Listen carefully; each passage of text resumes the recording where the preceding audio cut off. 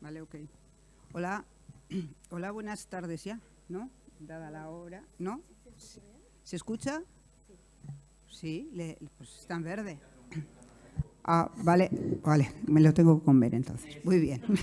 Bueno, buenas tardes. Nada, pues es un placer para mí estar aquí nuevamente en el Congreso H, en su 5ª edición aquí en Tenerife. Y bueno, gracias a los asistentes, gracias a los organizadores. Y esta es una mesa en la que se va a hablar sobre todo de análisis textual, de análisis de personajes, de deseo femenino, de adaptaciones, todo esto enmarcado en el cine. Como no cabemos todos en la mesa, os iré llamando.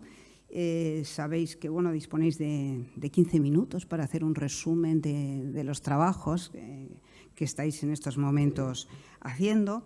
Y bueno, sin más, no me quiero extender mucho porque creo que vosotros sois los especialistas, ¿no?, en estos temas. Comenzamos entonces con una ponencia que se titula Sororidad y traición, un análisis de los personajes de Hitchcock. La profesora, que es doctora también, Isabel Lincoln, de la Universidad Anáhuac de México, nos la va a presentar. Es doctora en Ciencias Políticas y Sociales, en la línea de Comunicación y Cultura, por parte de, ya he dicho, en este caso es por parte de la Universidad Nacional Autónoma de México, egresada con mención honorífica, tiene un postdoctorado en Humanidades también por esta misma universidad y profesora investigadora de tiempo completo adscrito al Centro de Investigación para la Comunicación Aplicada, ahora sí, en la Universidad Anáhuac de México. Tiene publicaciones sobre temas de cine, literatura, adaptación y género y es miembro del Sistema Nacional de Investigadores del Consejo Nacional de Ciencia y Tecnología. Pues cuando tienes la palabra. Muchas gracias por la presentación. Gracias por la presentación, gracias al Congreso H por toda la organización, por todo el trabajo que han realizado, gracias a Eva, gracias a Andrés por todo el apoyo. Y bueno, voy a empezar porque tenemos 15 minutos y no me quiero pasar de mi tiempo. Bueno, decidí, yo aquí pongo la ponencia, ¿verdad? Ahí está. Decidí llamar a esta investigación, esa no es mi ponencia, es la de sororidad. Esta es la de la adaptación de la muerte de un ciclista. Soy Isabel Lincoln Strange. Es sororidad y traición en los personajes del cine de Hitchcock. Dice ponencia Isa al final. No, es la de arriba. Ahí está. Gracias. Decidí llamar a esta investigación Sororidad y Traición, un análisis de los personajes, creo que me faltó la palabra, de los personajes femeninos en el cine de Alfred Hitchcock, porque precisamente quise darle una mirada distinta a cómo se han abordado estos personajes en la cinematografía del director inglés. Porque los trabajos existentes lo que hacen hasta el momento es sesgar la condición de estos personajes, ¿no? Generalmente escuchamos un relato en el que se dice que Hitchcock era sumamente violento con las actrices que trabajaban con él y al parecer así fue, ¿no? Pero lo que es cierto es que concedió a sus personajes femeninos un elemento de inteligencia que es esencial y un elemento de sororidad que me parece que es importante de analizar. ¿Qué trabajos existen que hablan sobre Hitchcock, el enemigo de las rubias, ¿no?, como lo denominó Abraham Menéndez, en el que pues analiza su personalidad como un sujeto misógino, violento, autoritario, con las actrices que colaboraban con él, pero que a la vez sí estudia cómo estos sujetos femeninos dentro de las historias que se presentan, que presentan en sus películas, pues tienen esta capacidad de defenderse y desenvolverse ante las circunstancias. Me parecía importante recuperar la idea de Roland Barthes sobre la muerte del autor, ¿no? Es decir, cómo el texto va más allá de lo que pudo haber dicho o hecho el autor en su vida.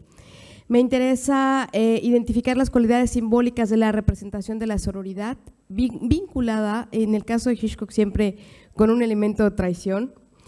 Y este trabajo, bueno, la metodología fue un análisis cualitativo del film que se basa en las unidades narrativas descriptivas, citacionales y documentales de las que, a partir del abordaje que hacen Aumont y Marie, y que nos permiten contrastar las escenas que se van a ir analizando con el contexto histórico y con las diferentes fuentes teóricas. Bueno, la teoría que se ocupó, bueno, fue teoría de género. Se abordaron textos de Marcela Lagarde, de Connell, de Verbel, para identificar lo que es la sororidad primero y cuáles son las cualidades de lo femenino tradicional en los textos de Hitchcock. Y bueno, diferentes textos sobre teoría del film, se recuperó el punto de vista de Robert Stam, de Aumont y Marie, que ya mencioné, el de Raymond Velour sobre el análisis del film, y bueno, el texto de Tales de Videla, y me faltó el año. Bueno, ¿y cómo elegir el corpus? Como sabemos, el corpus de las películas de Hitchcock asciende a 53 largometrajes, ¿no? En todos aparecen personajes femeninos que son icónicos, que son representativos de lo que es la feminidad, no precisamente de lo que es la sororidad, pero para esta ponencia en particular es una investigación que está en camino, ¿no? Voy a analizar el Jardín de los Placeres, The Pleasure Garden, o el Jardín de la Alegría, que también se tradujo al español con ese título, que es la primera película, el primer largometraje de Hitchcock que se estrenó en 1925, está cumpliendo 100 años. Rebecca, que es su primera película estadounidense, entre comillas, ¿no? Que es de 1940, dirigida por Oscar Dasinger, y Los pájaros, de 1963. Y bueno, me parecía importante, primero que todo, para esta ponencia, exponer o definir qué es la sororidad, ¿no? Y lo que nos dice Marcela Lagarde es que la sororidad emerge como una alternativa a una política que impide a las mujeres la identificación positiva de género, es decir, que las mujeres se relacionen de manera positiva una con otra, que impide el reconocimiento y la agregación en sintonía y alianza. Y en este sentido, recupera esta cita que nos dice, bueno, es una experiencia de las mujeres que conduce a la búsqueda de las relaciones positivas, a la alianza en el cuerpo a cuerpo, a la subjetividad con subjetividad, para contribuir a acciones específicas de la eliminación social en todas las formas de opresión, y que promueve el apoyo mutuo para lograr un poderío genérico y el empoderamiento que va a ser vital. Ahí saca. Y el empoderamiento que va a ser vital, ¿no? Y la traición, a partir de lo que nos dice el diccionario de psicología, es el rompimiento de un pacto, ¿no? De una fidelidad, de un compromiso y un fraude hacia otra persona, que generalmente fragmenta la confianza y que pues nos deshace de lo que se quería hacer. Y bueno, esta falta que se comete quebrantando la fidelidad o la lealtad, según el diccionario de la RAE. Y bueno, el Jardín de la Alegría, o el Jardín de los Placeres, les decía yo, es la primera película sonora de Hitchcock, y muestra o narra la historia de una chica que trabaja en un centro nocturno para caballeros que se llama precisamente el Jardín de los Placeres, Pleasure Garden. Esta chica pues baila semidesnuda con otro grupo de chicas todas las noches, y se enfrentan pues a lo que va a ser la mirada y la crítica a los actos violentos de los hombres que asisten a este bar, ¿no? Este centro nocturno. Hay una primera secuencia, se me olvida, en la que Patsy, que es la protagonista, se va a enfrentar a pues los comentarios, la mirada, la burla, ¿no? Esto es un elemento fundamental, y por eso rescaté este fotograma, porque la burla es un elemento fundamental en el filme, ¿sí? Aquí vemos a este hombre que se acerca a Patsy y le dice, qué bello cabello tienes, y Patsy se quita uno de los rizos porque es una peluca y se lo entrega, y el sujeto se burla de ella, ¿no? Desde las primeras tomas en este traveling que hace Hitchcock, en una especie de medium shot con traveling, nos va mostrando las caras de los asistentes al show, ¿no? Y cómo los hombres, los sujetos masculinos, se ríen de lo que están haciendo las chicas en el escenario. Bueno, Patsy más adelante se encuentra con Jill.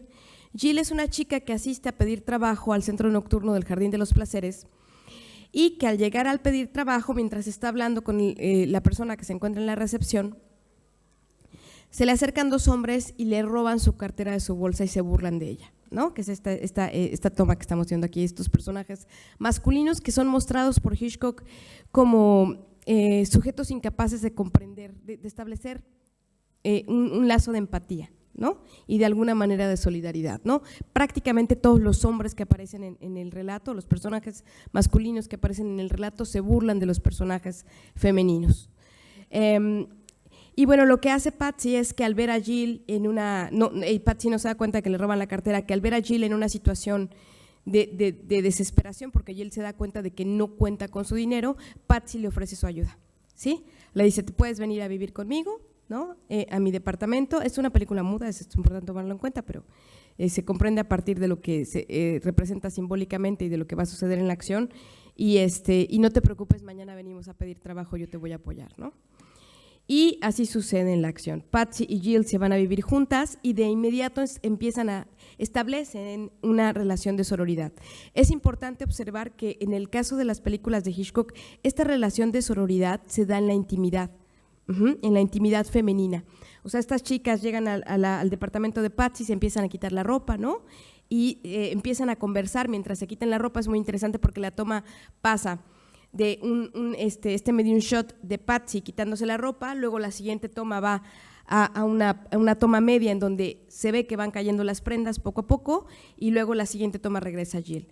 El punto es que, me voy a apurar porque se me va el tiempo muy rápido, ellas empiezan a establecer una relación de sororidad, ¿no? En este espacio que es la intimidad. Jill se presenta como una chica pues comprometida, que reza todas las noches, etcétera, etcétera, y Patsy le va a apoyar de manera constante. Las dos chicas siguen su camino por la vida. Patsy se alegra de manera constante por los éxitos que tiene Jill, ¿no? A pesar de que Jill llega después que ella al jardín de los placeres, Jill encuentra un trabajo más rápido y Patsy la apoya, la abraza y la apoya, ¿no? Sin embargo, pues se va a dar el elemento de la traición, ¿no? A través de Jill, pues llega el momento en que pues deja a su enamorado y demás, y se encuentra con un príncipe, un supuesto príncipe, y este personaje homosexual, que también es muy femenino, que va de alguna manera a invitar a la traición de la chica, ¿no? Y aquí vemos cómo finalmente Jill la desprecia al final del relato. Y bueno, la siguiente película que me interesaba analizar es la relación de sororidad que se da entre la señora Danvers y Rebecca en la película Rebecca de Alfred Hitchcock, que es de 1940, que espero que la hayan visto porque es un gran filme.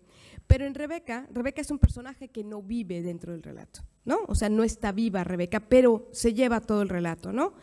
Y la señora Danvers había sido la mucama, la ayudante de Rebecca, ¿no? Y en el relato, la señora Danvers va a dar cuenta de esta relación de sororidad que se establece entre ella y Rebecca. Y les voy a poner una escena. ¿Sí tiene audio?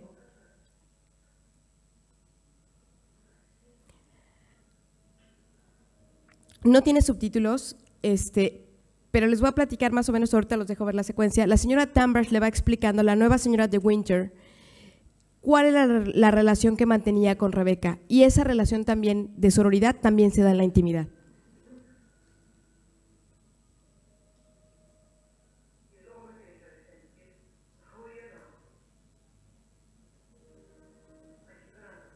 No se oye muy bien, ¿verdad?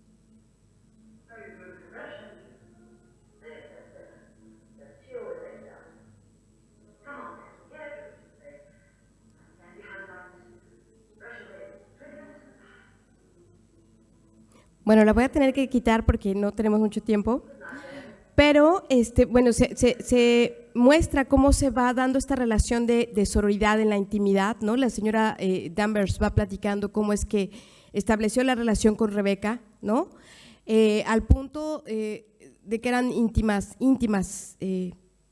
no quiero decir amigas porque no sé si sea la palabra, la verdad. Y bueno, finalmente Rebeca va controlando a este personaje a pesar de que está fallecida, ¿no? Y no la vemos nunca físicamente en la acción. Ajá.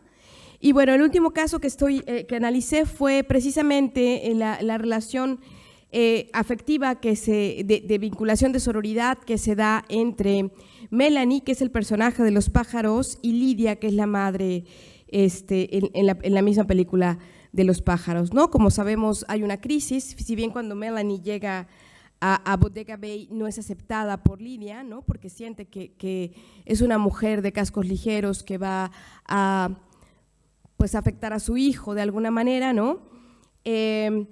A partir de los sucesos trágicos que se van dando en el filme o a lo largo del relato, finalmente Lidia acepta a Melanie y se va a establecer una relación de afectividad cercana, unida, ¿no?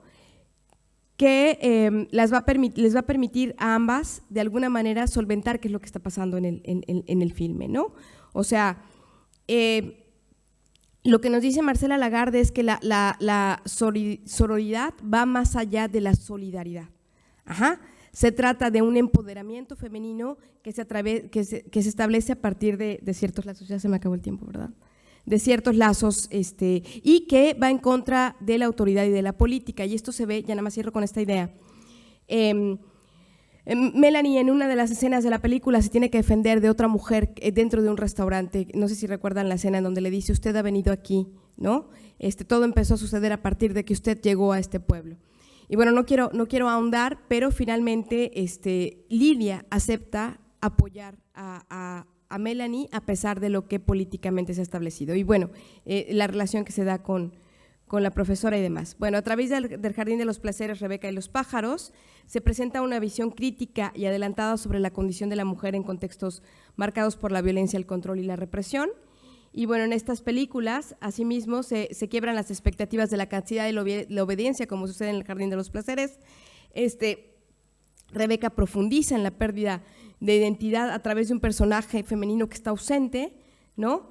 Y pues finalmente en Los pájaros las mujeres rompen con los estándares tradicionales. Y pues gracias. Gracias.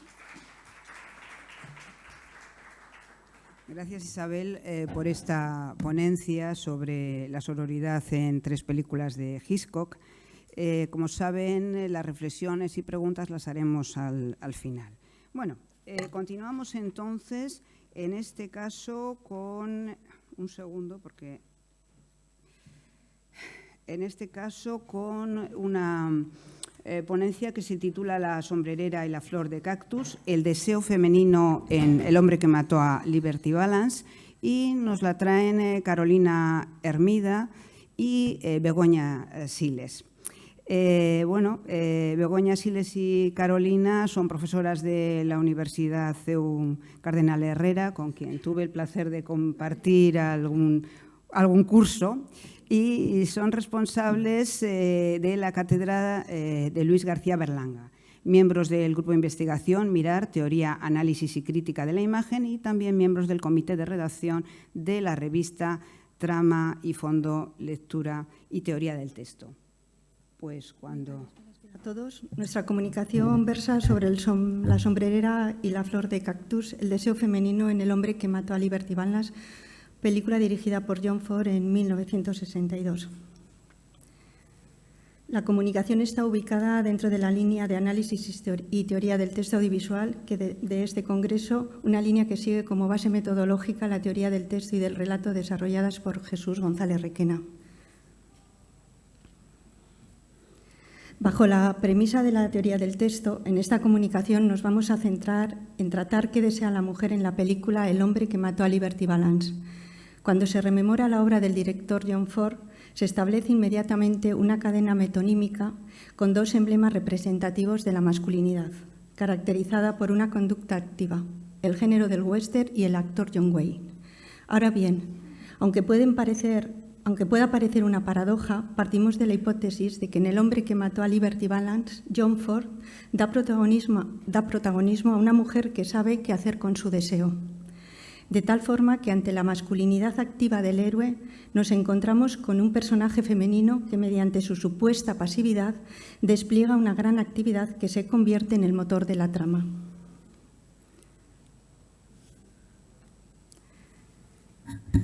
El relato del hombre que mató a Liberty Balance está claramente dividido en dos partes temporales, reflejando cada una de ellas la realidad histórica del pueblo ficticio de Shinbot, donde se desarrolla la historia de los tres protagonistas, Tom, Ransom Stoddard y Hallie. El relato se inicia en el tiempo presente de los personajes, cuando el senador Ransom Stoddard y su mujer Hallie vuelven a Shinbot para asistir al funeral de su viejo amigo Tom Donovan. Ahora bien, este presente queda atravesado por un flashback que ocupa el grueso del relato, donde el senador Ransom Stoddard cuenta al editor del Shinbot Star quién fue Tom Donovan.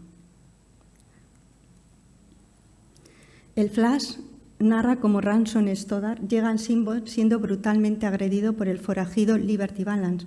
Ransom es rescatado por Tom Donovan, quien le lleva al restaurante de los padres de Hallie, donde se encargan de cuidarlo y de proporcionarle trabajo. Aunque el objetivo de Ransom durante todo el film es encarcelar a Liberty Balance, al final se tendrá que enfrentar a él en un duelo en el que Liberty muere. Ahora bien, como se sabe, a través de un segundo flashback, quien verdaderamente mata a Liberty Balance en ese duelo no es Ransom, sino Tom, quien en la sombra y sin que nadie lo advierta lanza el disparo certero, salvando la vida de Ransom. A partir de este momento se impulsa la carrera política de Ransom, quien acaba casándose con Hallie.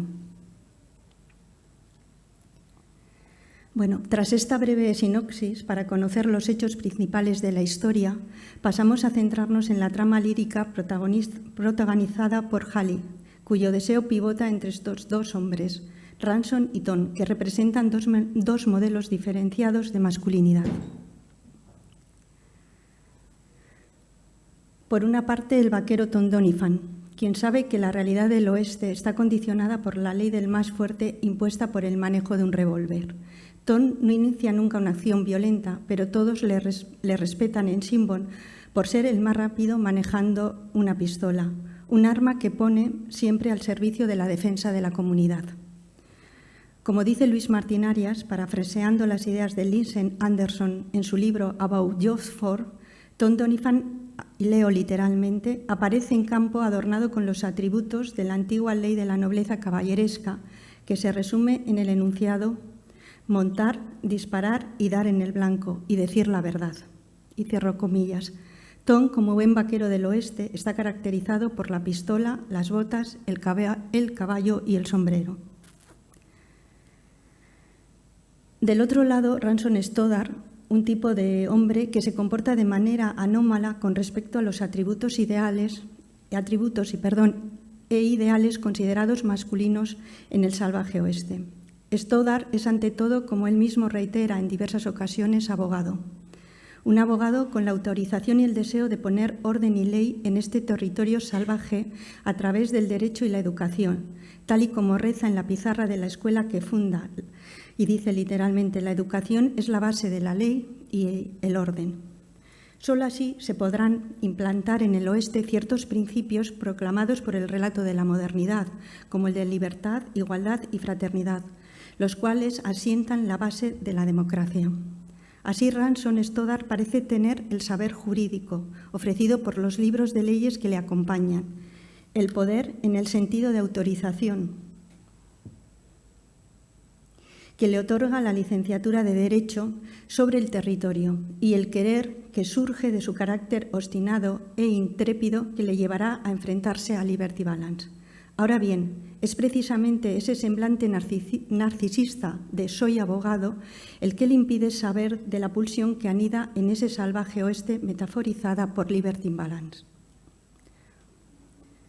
Pero además, Ransom, como abogado del este, se pasea ufano con sus libros de leyes y ataviado con un delantal, siendo la mofa de todos por el carácter afeminado que le otorga. Un carácter afeminado que se enfatiza por las caídas, los desfallecimientos que sufre y el no saber utilizar la pistola. Pues Ransom carece de todos aquellos objetos que caracterizan la masculinidad en el salvaje oeste: la pistola, el caballo y el sombrero. Estos dos hombres, con sus diferentes atributos e ideales, conforman la trama amorosa del relato al estar unidos por el deseo de la mujer, Hallie. Y bien, ¿cuál es el deseo de esta mujer? En un principio, el deseo de Hallie parece estar unido al de Tom, quien está construyendo un cuarto y un porche para cuando se casen.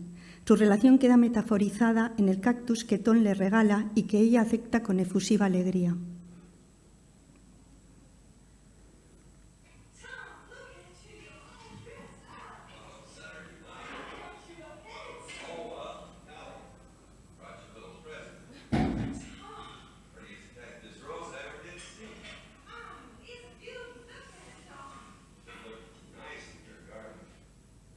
Sin embargo, esta relación que todo el pueblo parece conocer y aprobar se ve truncada con la llegada de Ransom.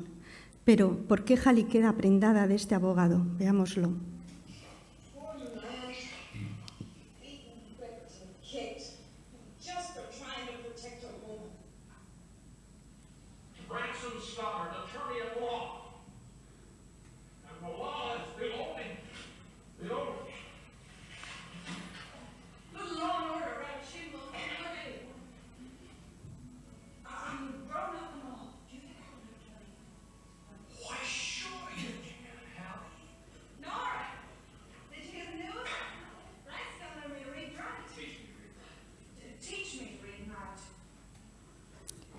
Si tal y como hemos señalado al principio, Freud entiende que para la supuesta pasividad femenina es necesaria una gran actividad, ¿no ven en estas posturas de Hallie pruebas suficientes de su deseo? Un deseo que le lleva a afirmarse enérgicamente ante Tom.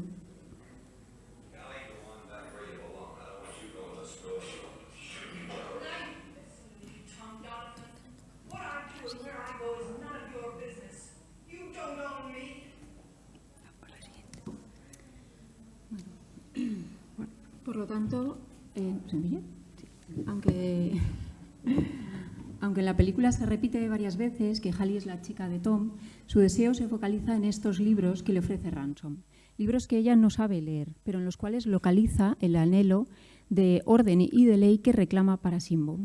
Como dice Jesús González de Requena en su seminario de 2010 dedicado a la película, Hallie va a ser el catalizador del progreso y la modernización del salvaje oeste. Escuchen si no estas palabras.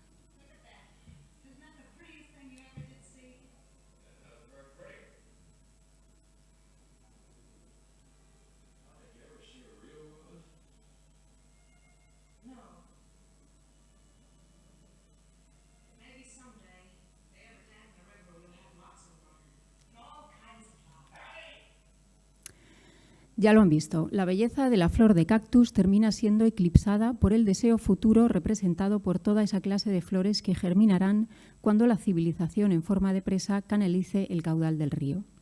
Sin embargo, esa flor de cactus cobrará especial protagonismo cuando ese futuro anhelado se convierta en el presente, desde el cual Hallie se interroga por su deseo. Un presente en el que la joven y enérgica Hallie, del tiempo de la diligencia, ha dado paso a una Hallie madura, cuyos silencios, miradas y gestos desprenden un halo de tristeza, añoranza y quizá de cierta insatisfacción. Durante la primera secuencia de la película, Hallie se aferra a una enigmática sombrerera que parece magnetizar los movimientos de los personajes, así como los desplazamientos de la cámara y los cambios de plano en el montaje. Una sombrerera que todos miran, aunque nadie nombra, y que pasa de unas manos a otras. Solo Ransom, ya senador, se mueve ajeno a ella, siendo el único que no repara en la caja ni la toca en ningún momento, ignorante por completo de lo que esa sombrerera representa para el deseo de su mujer. Pues aunque durante toda la secuencia se nos oculta como espectadores qué es lo que la sombrerera contiene en su interior, al final de la película sabremos, al mismo tiempo que lo descubre Ransom, que esa caja ha estado esperando vacía para guardar el más bello cactus en flor que Hallie ha encontrado en el jardín de la casa donde vivía Tom. rimando en ese sentido con el cactus que el propio Tom le regaló. La pregunta ahora es, ¿por qué entonces aquel bonito cactus que Tom le regaló y que parecía olvidado recobra una fuerza inusitada? ¿No será que el orden ansiado por Hallie y del que Ransom se vanagloria, ella sabe que ha sido posible gracias a la violencia de Tom convertida en el disparo más certero? Como se dice en el relato homónimo de Dorothy Johnson, en el que se basa la película, si algo heroico hizo el abogado es hacer frente a Liberty Balance, ir a su encuentro, pero no hizo mucho más. De hecho, podemos considerar dicho gesto como un acto suicida, ya que falló el tiro al no saber manejar el revólver con precisión. Su gesto heroico ante Liberty hubiera sido inútil de no estar acompañado por el tiro certero de Tom, quien nunca falla. Algo que Hallie sabe perfectamente, como se demuestra en las dos escenas del flashback en las que llama desesperadamente a Tom con el fin de proteger a Ransom de Liberty Balance.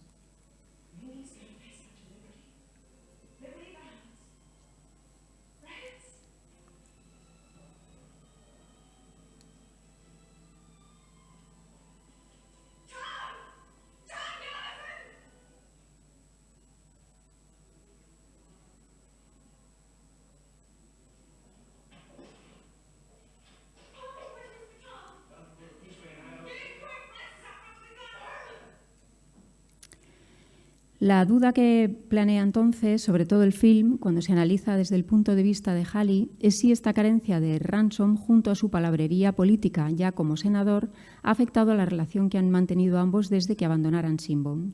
Pues aunque en el film no se habla ni se muestra cómo ha sido la vida de este matrimonio en el este, lo que se muestra de forma sutil es cierta insatisfacción en Hallie. Algo parece haber fallado en el matrimonio, como señala Luis Martín Arias, quien cae en la cuenta de que en la primera secuencia del film, en el presente, todos los personajes secundarios llaman a Hallie señorita, Miss Hallie, y nunca señora, Mrs. Stoddard. Se sugiere así que ese difícil y complicado proceso, dice Martín Arias, que permite casar a lo femenino con lo masculino, no ha concluido del todo.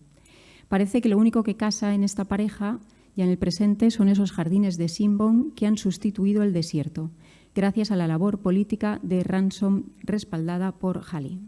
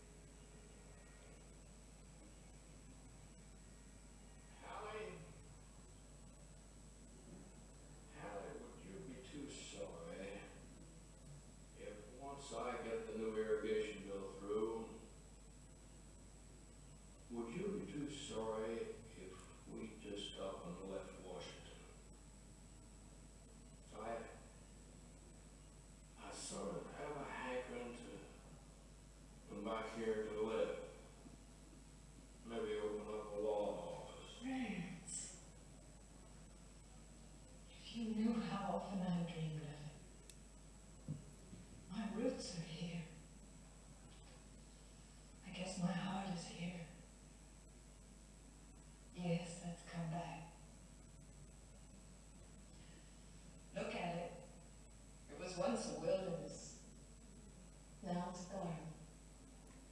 Aren't you proud? Hallie, who put the cactus roses on Tom's coffin? I did.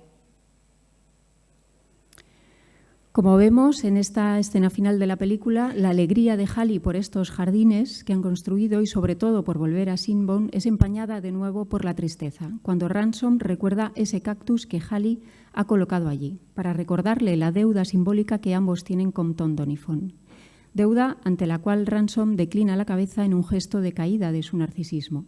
Gesto que se repetirá, aunque no nos da tiempo a verlo, cuando al final le recuerden de nuevo como el hombre que mató a Liberty Balance. Un gesto que en realidad solo ha sido posible tras el acto simbólico de Hallie de colocar allí el cactus. Como conclusión, si en la parte de la diligencia los actos de Hallie eran, como decíamos, el motor de la acción de los dos protagonistas, también ahora, con este pequeño gesto, Hallie consigue por primera vez que Ransom tenga en cuenta su deseo como mujer y se plantee el abandono de su carrera política para volver a ese oeste ya civilizado, pero sin olvidar, ahora sí, la aspereza del desierto simbolizada en la flor de cactus. Muchas gracias.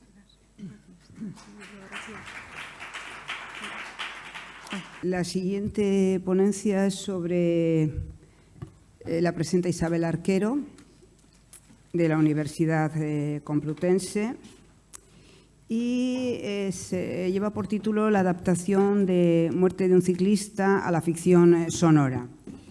Bueno, Isabel Arquero, como decía, es profesora del Departamento de Ciencias de la Comunicación Aplicada en la Facultad de Ciencias de la Información de la Universidad Complutense.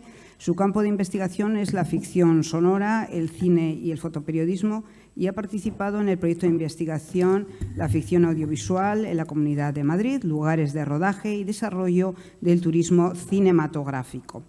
Y también en el proyecto de investigación El ensayo audiovisual español contemporáneo, y forma parte del Grupo Complutense Estudios Cinematográficos Cine. Pues cuando quieras, Isabel. Muchas gracias, Nekane. Pues voy a explicar en el tiempo que tengo cómo la ficción sonora adapta el guión cinematográfico de Muerte de un ciclista y cómo también lo hace Juan Antonio Bardén, que es el director de la película, mostrando dos ejemplos del caso. Primeramente diré que Ficción Sonora es un programa de Radio Nacional de España que lleva más de 20 años realizando espacios ficcionales de larga duración, de emisión esporádica, y que suelen ser la mayoría de las veces adaptaciones que son fieles al espíritu de la obra, no a la estructura y no al número de personajes.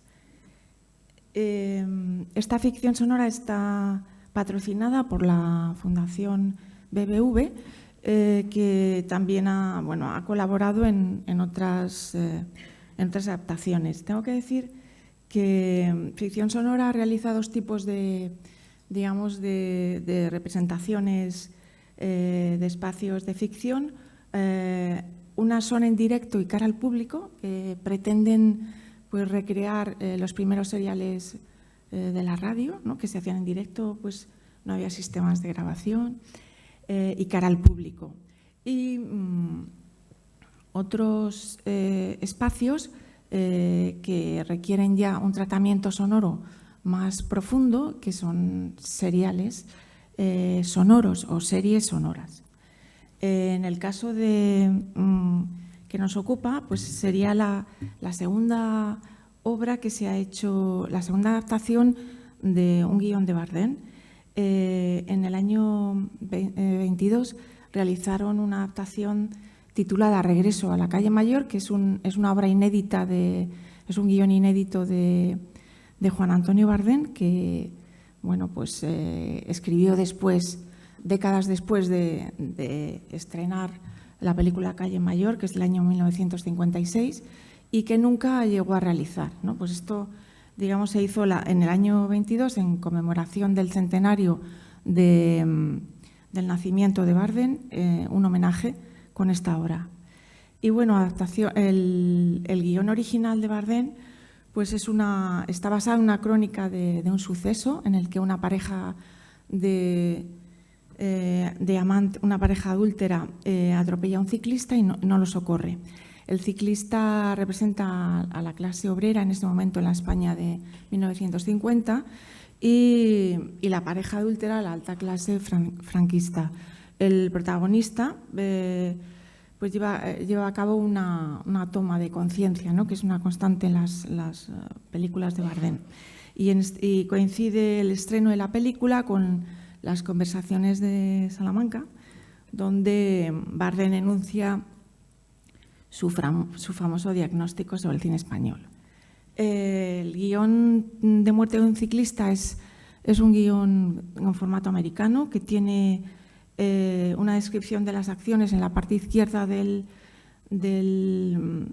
la hoja, y a la derecha se contemplan los diálogos. Tiene la particularidad de que es un guión técnico que está dividido en planos y no en secuencias. Y la adaptación sonora, trata de lo específico de la adaptación sonora es recrear con sonidos, música, palabra, efectos de sonido y silencio, esas imágenes que que están en el guión.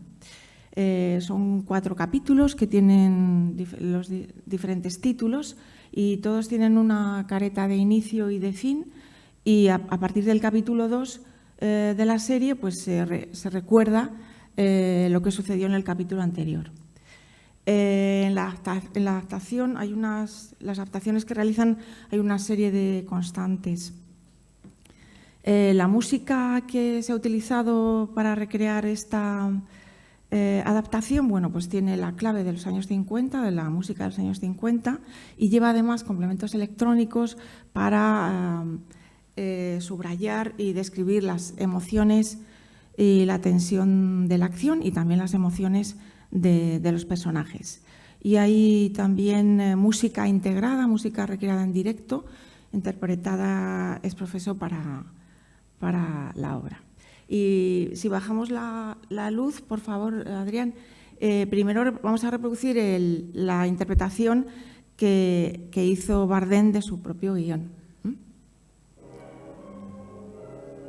Es la primera escena de la película y es donde se produce el atropello.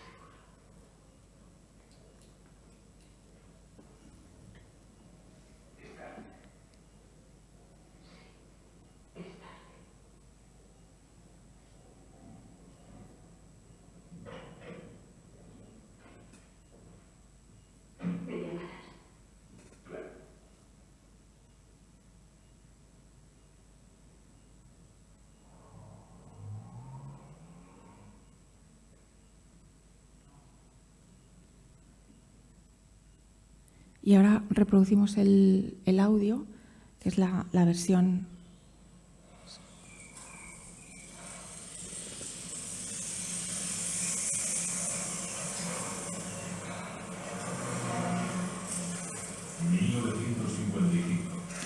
Carretera de Madrid, Madrid, atardecer.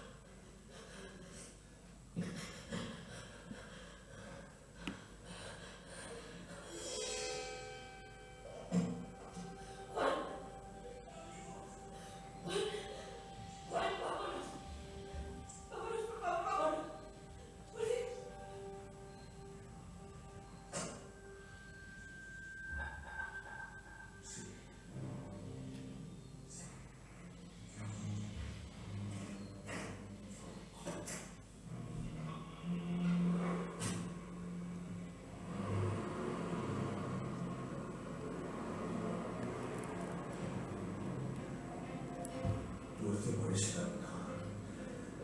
¿Por qué? Ahí vemos tráfico.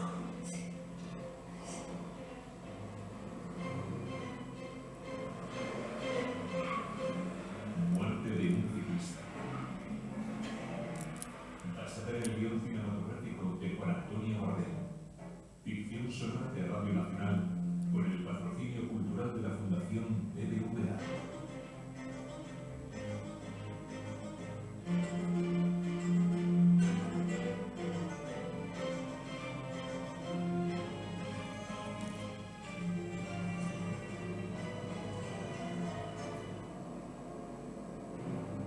Capítulo 1. La muerte.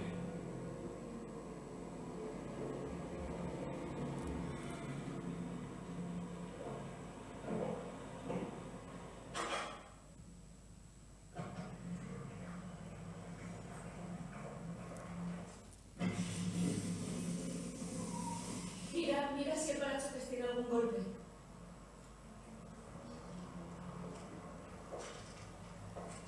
María José, no hay nada.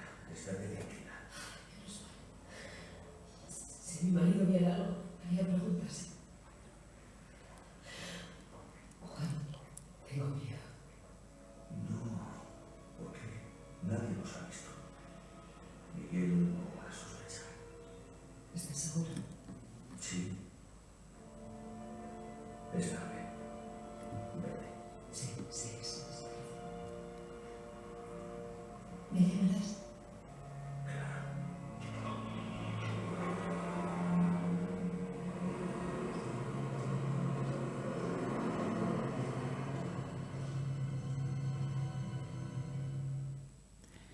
Bueno, pues como no sé si habéis escuchado bien, ¿no? Pero habéis visto que el punto de escucha está en la acción, ¿no? Está justamente, comienza con la respiración del ciclista, está dentro de la acción. Vemos los planos de Bardem en su también objetivo, también estético, mucho más alejados de la acción, ¿no? Entonces, para el sonido es muy importante ir generando todo tipo de imágenes y además ir contextualizando, añadiendo sonidos para ir dibujando, ¿no? Esas imágenes que están en el guión. Hemos visto también el efecto de sonido del pedaleo, que es importante, el localizador espacio-temporal, al que incorpora también del guión, con el lema este de 1955, Carretera de La Coruña. También incorpora algunos elementos de iluminación al atardecer, eso está marcado en el guión. Los actores reaccionan, ¿no?, al golpe, y es lo que nos da la pista sonora, la que nos va a dibujar que eso sucede. Habéis visto en la película, eso no está. Los diálogos se crean a través de planos sonoros, planos narrativos de proximidad o lejanía. No sé si habéis sido conscientes, salir del coche, ir a ver desde lejos como el protagonista dice, está vivo, ¿no? Y bueno, y además crea en ese diálogo que no está en el guión original, pues nos da más información de los dos personajes. Nos sitúa, nos dice que son amantes, que tienen que rendir cuentas a la sociedad y demás. Bueno, pues tenía pensado poner más, pero este ejemplo era de la escena final también de la película y del sonido. Y bueno, como conclusión, pues lo que hemos dicho, incorpora localizaciones del guión técnico. La ficción sonora incorpora localizaciones del guión técnico, nos sitúan en el espacio del tiempo, sustituyendo al narrador. El discurso se fragmenta, se crean diálogos, incluso personajes que no están en el guión, porque en sonido lo que no suena no existe.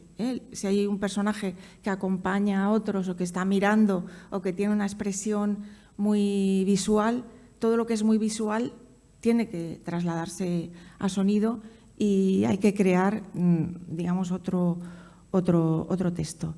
Y el grado de fidelidad a la original, podría decir, ahora mismo me atrevo a decir La adaptación sonora es más literal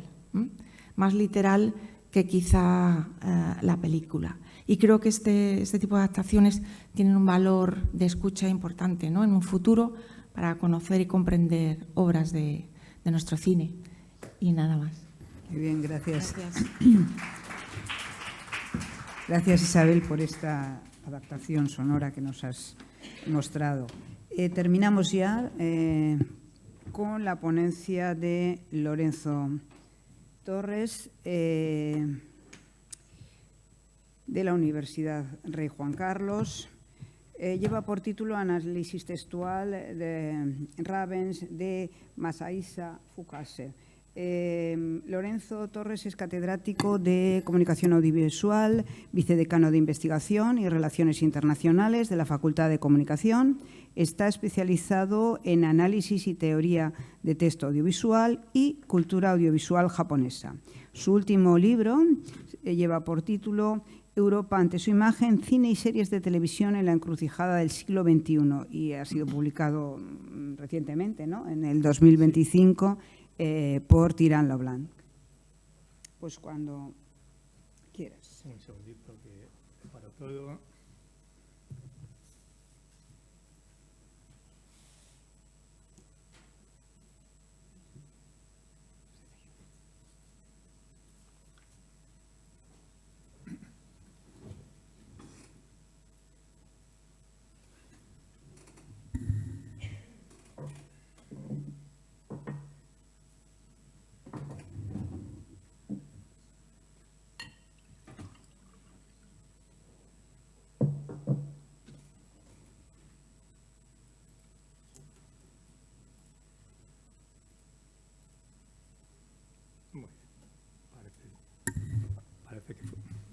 ¿Se oye? ¿Sí? Muy bien. Bueno, buenos días a todos. Quiero agradecer en primer lugar el gran trabajo de los que han hecho los organizadores del Congreso H y sobre todo a la persona con la que más contacto tengo de la organización, que es la recién doctorada Eva Hernández, quien además es miembro de nuestra asociación, Trama y Fondo, y que ha posibilitado la apertura de esta línea de análisis y teoría del texto audiovisual dentro del Congreso, en la que además se encuadra la comunicación que les traigo hoy. Estoy encantado de estar aquí y espero que disfruten de esta comunicación tanto como yo lo he hecho al escribirla. Les voy a poner un vídeo de fondo porque son las imágenes de esta serie de la que le voy a hablar. Bueno, me imagino que la mayoría de ustedes no conocen a este fotógrafo japonés, por lo que me van a permitir contextualizar su relevancia. Se trata de uno de los fotógrafos más importantes de la década de los 70 y 80 en Japón, que son los años dorados de la fotografía de este país. Fukase es importante tanto por la calidad, amplitud y variedad de su obra como por ser el creador de uno de los fotolibros más importantes de la historia de la fotografía.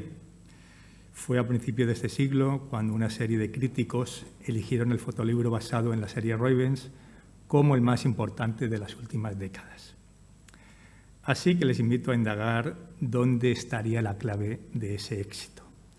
Yo la vi por primera vez hace un par de años en Tokio, en 2023, con una beca que disfruté de la Fundación Japón, precisamente para investigar sobre fotografía japonesa. Esta beca me brindó la oportunidad de pasar 2 meses en uno de los templos de la fotografía mundial, que es el Tokyo Photographic Art Museum. Además, allí tuve la oportunidad de ver la mayor retrospectiva sobre Fukase hasta ese momento. Fukase Masahisa nació en 1934 en Bifuka, en Hokkaido, en una familia con un estudio fotográfico, y ya desde los 6 años su vida se entrelazó con la fotografía, ayudando en el laboratorio y dominando el revelado analógico. Su primera exposición...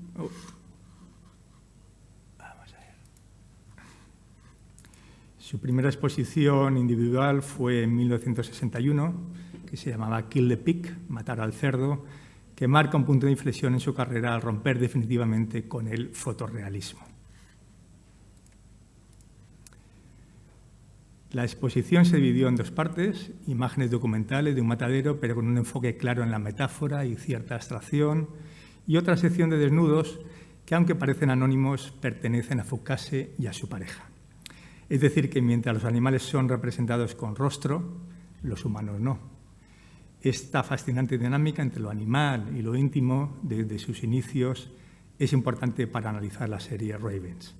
En Kill the Pig, al igual que en Ravens, se establece un diálogo entre el desnudo emocional del artista y la cruda presencia de lo animal. Ya lo ven, animales y cuerpos entrelazados, la muerte y el sexo, ambos desnudos y vulnerables, enclaustrados en el matadero o en la velada discontinuidad del deseo. ¿Dónde se encuentra lo civilizado y dónde lo salvaje? ¿Qué es racional y qué es instinto animal? La vida del animal violentada refleja la fragilidad emocional del ser humano, que también se ve afectada por el anonimato y la exposición que implica el recorte de los cuerpos desnudos en el encuadre. También revela la conexión entre el sexo y la comida en el contexto de la brutalidad del matadero. Claro, ahí hay una dialéctica evidente, ya que la relación entre sexo y comida es común en el arte. Sin embargo, Foucasse introduce un alimento disruptivo que rompe con esa dialéctica o la eleva a un nivel cualitativamente diferente. En medio de las dos alas opuestas de esta exposición, Foucasse coloca esta fotografía a modo de díptico. ¿Van intuyendo de qué va la cosa? En realidad es una sola foto, el negativo y su positivo, expuestos uno frente al otro a modo de díptico. Esta imagen eleva el significado y el impacto al representar un feto muerto, es el hijo nonato de Foucasse y su pareja en ese momento, introduciendo así una dimensión autobiográfica profunda.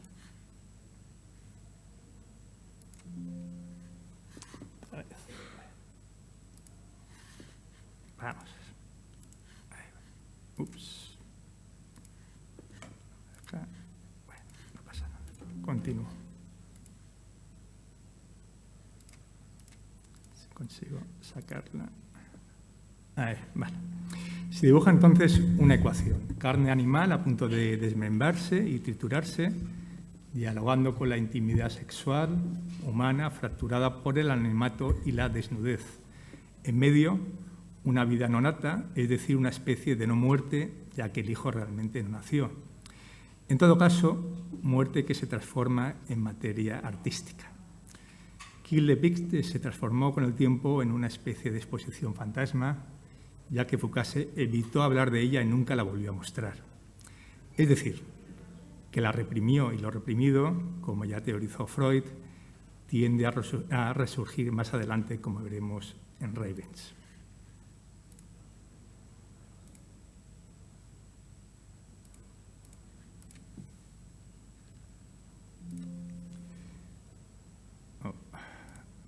Ahí está, sí.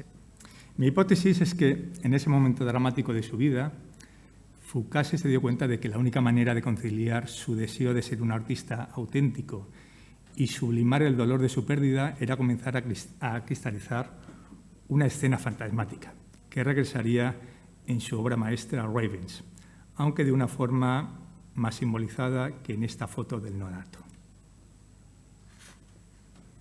Me da todo el rato fallos. Bueno, no pasa nada. Volvemos a... que quiero sacar esa... Un segundito. Ahí va.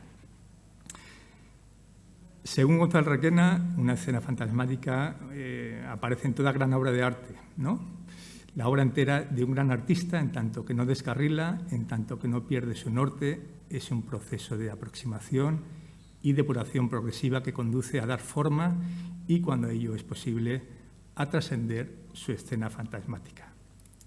Esa escena a la que se refiere es un núcleo visual y emocional que fusiona deseos inconscientes y estructuras artísticas, actuando tanto en lo visual como en lo narrativo.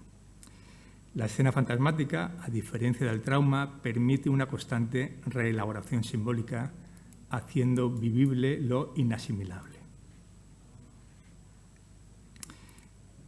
Otra vez. Bueno. disculpen, a veces de errores. En Fukase, este mecanismo se activó tras la pérdida de su hijo nonato y la ruptura amorosa, que se convirtieron en motores de una creatividad obsesiva. Desde ese momento, para Fukase, la fotografía fue un ritual de duelo, un intento de capturar lo efímero y confrontar lo reprimido mediante imágenes ambiguas y tensas. En Kill the Peak era explícito y visceral, y en Ravens será sublimado y universal. Durante más de una década, Fukase viajó a su lugar de nacimiento, Hokkaido, y fue presentando Ravens en diversas revistas especializadas, exposiciones y en el citado fotolibro. Estas son 3 de las fotos más icónicas de donde el cuervo es el protagonista. En una de esas revistas que he mencionado, Fukase escribe sobre ellas.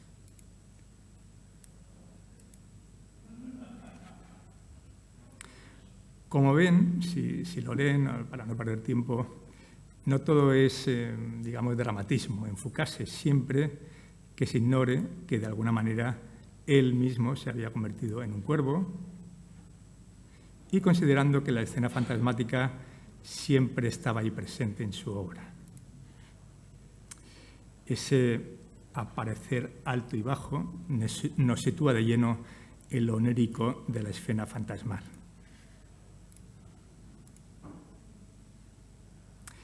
Esta foto se titula Seikan Ferry Boat, 1976. Todos los títulos de la serie hacen referencia al lugar donde se tomó y el año.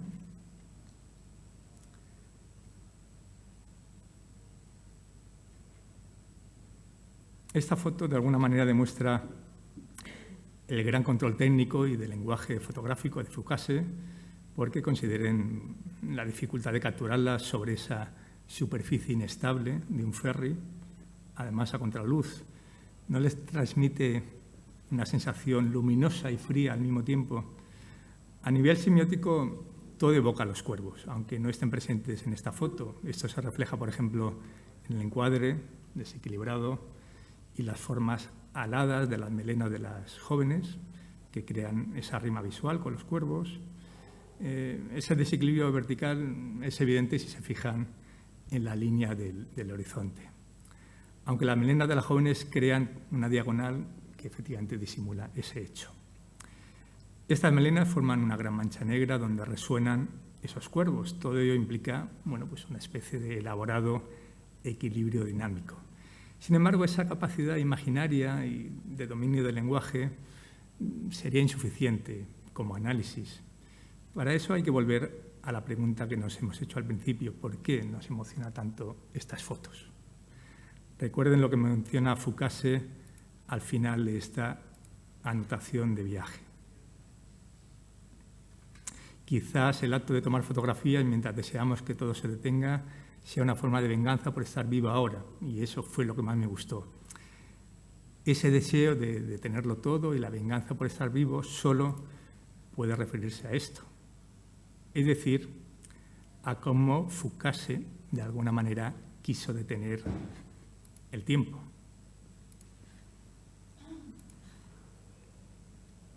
Y en referencia a que su vida habría sido una especie de venganza por algo que ni siquiera fue una muerte, ya que su hijo realmente no llegó a nacer. ¿No tendrán más fotos un vértigo ante algo que quema, como la muerte acechante, un frío sol, algo que nos traga, un mar embravecido o la vida hacia la que se dirigía ese nonato? Pero me pregunto, ¿sería esto suficiente para expresar la emoción que nos genera esta foto, que lleva al fotógrafo a afirmar que tomar fotografías es un acto de venganza por estar vivo? Claro, aún queda por abordar lo más importante, que ya hemos comenzado a mencionar, lo real, es decir, aquello que no está diseñado para el ser humano.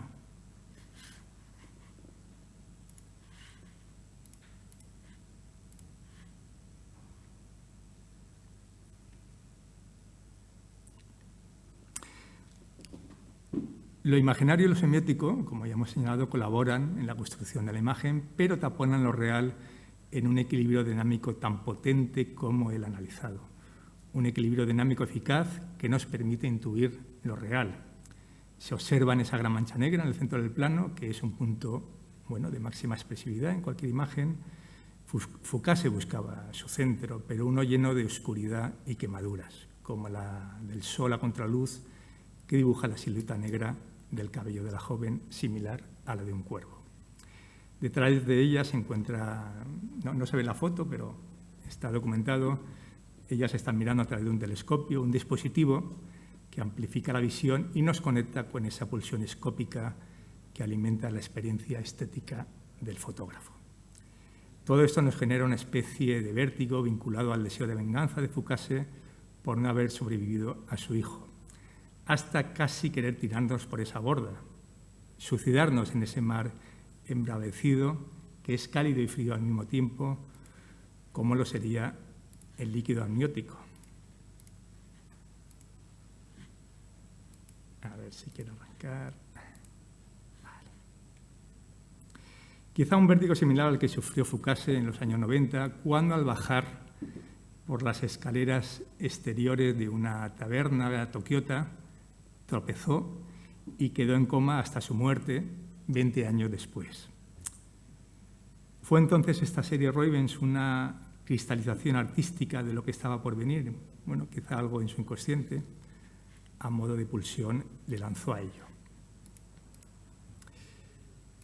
En esta línea de pesadilla y fantasma encontramos mi imagen favorita de toda la serie y que creo que mejor cristaliza artísticamente la escena fantasmática. Se titula Kanazawa, 1977. Aquí la dificultad técnica es extrema, ya que está amaneciendo y la luz comienza a cambiar mientras aún es de noche.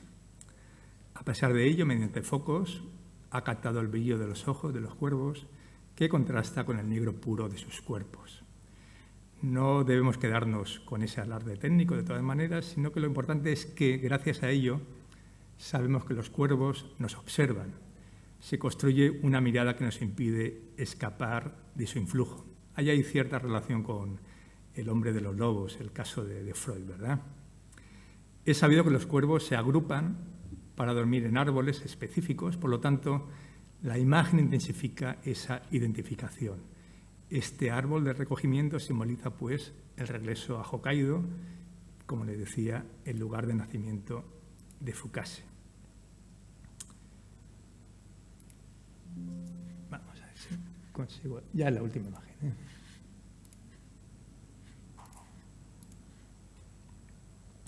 Foucasse se había convertido en un cuervo más, fotografiando en la hora ambigua del amanecer, es decir, en un limbo, sin noche ni día o sin vida ni muerte. Ravens, por tanto, representa la culminación de la escena fantasmática en la obra de Foucasse. Aquí radica la razón de esa perdurable capacidad de Ravens para conmover a través de las páginas de su fotolibro. Esta escena fantasmática de Foucasse actúa como un espejo en el que cada espectador, cada uno de nosotros, nos reconocemos y de alguna manera habitamos nuestros propios fantasmas. Gracias. Gracias, Lorenzo. La verdad no conocía a este fotógrafo, pero me ha resultado muy, muy interesante. De hecho, he estado consultando a la vez que escuchaba porque realmente lo tendré muy en cuenta. Bueno, llega el momento, poco a poco, quedamos poquitos, pero nos quedan 5 minutos, si no me equivoco, por si alguien quiere hacer alguna pregunta. Por alusiones, yo creo que seguro que hay alguien que quiere comentar, cuando menos.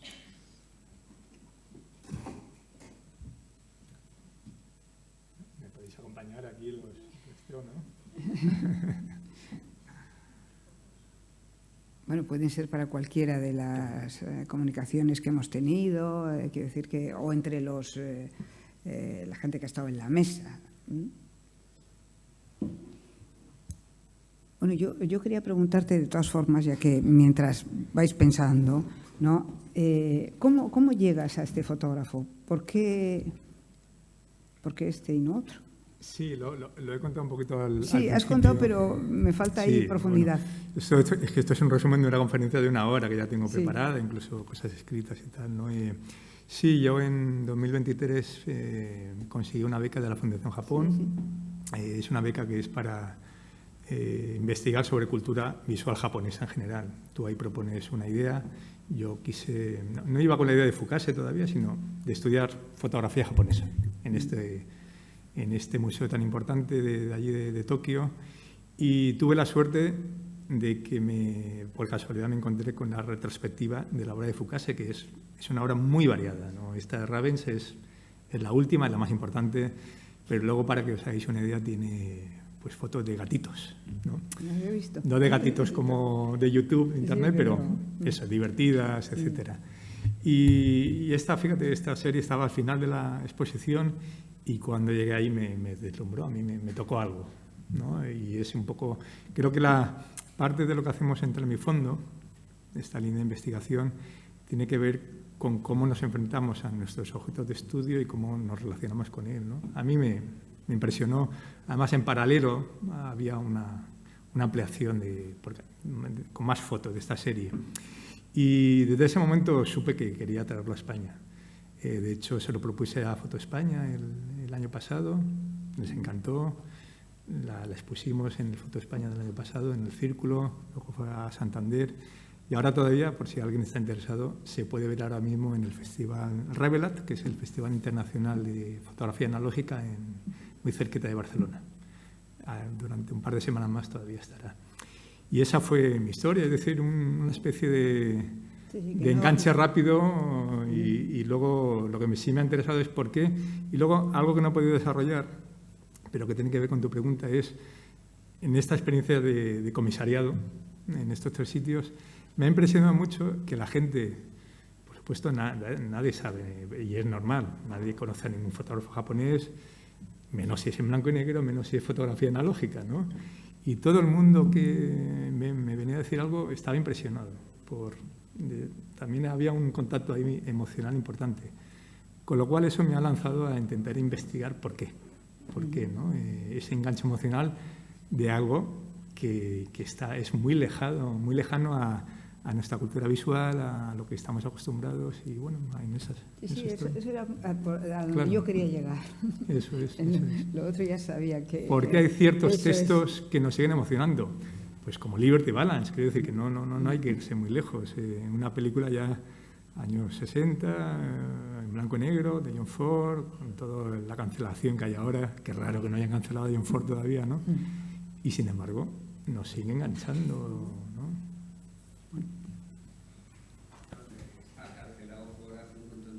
Bueno, he sido muy optimista entonces. Tenía en la segunda imagen que has metido de este hombre de los cuervos, es prácticamente idéntica a alguna de las imágenes iniciales de los pájaros. ¿Eso tenía conciencia él o...? No lo sé. Hasta donde he llegado puede ser porque los pájaros lo investigué, se estrenó unos poquitos años antes. Japón es un sitio donde llega todo el cine de Hollywood en aquella época ya, o sea, fácilmente podría haber llegado. Está ahí, estoy de acuerdo contigo, pero yo hasta donde he intentado investigar no... Sí sé que, y hay otra referencia muy clara, un poquito anterior, que es el poema del cuervo de Edgar Allan Poe. Eso sí está totalmente documentado porque uno de sus últimos proyectos, después ya de sacar Ravens, fue hacer una nueva versión con poemas del cuervo. Y de hecho, si recordáis la foto del principio, que es como una especie de garra, ¿no? La silueta, ¿no?, del cuervo, es el inicio del poema, porque ya sabéis, además, esta serie lo he comentado, parte de una ruptura amorosa, la segunda, o sea, el pobre hombre era todo drama, y ese poema empieza con alguien que toca la puerta, es decir, como unas garras de un cuervo que tocan en la puerta, y además está dedicado hay una ruptura amorosa también en ese poema, ¿verdad? Pero tengo que seguir eso porque lo de los pájaros. Hay cosas ahí, sin duda. Bueno, no sé si alguien más quiere... Bueno, pues entonces, si no hay nadie más que... Sí hay. ¿No? ¿No? Ah, vale. Pues entonces, nada, damos por terminada esta mesa. Gracias.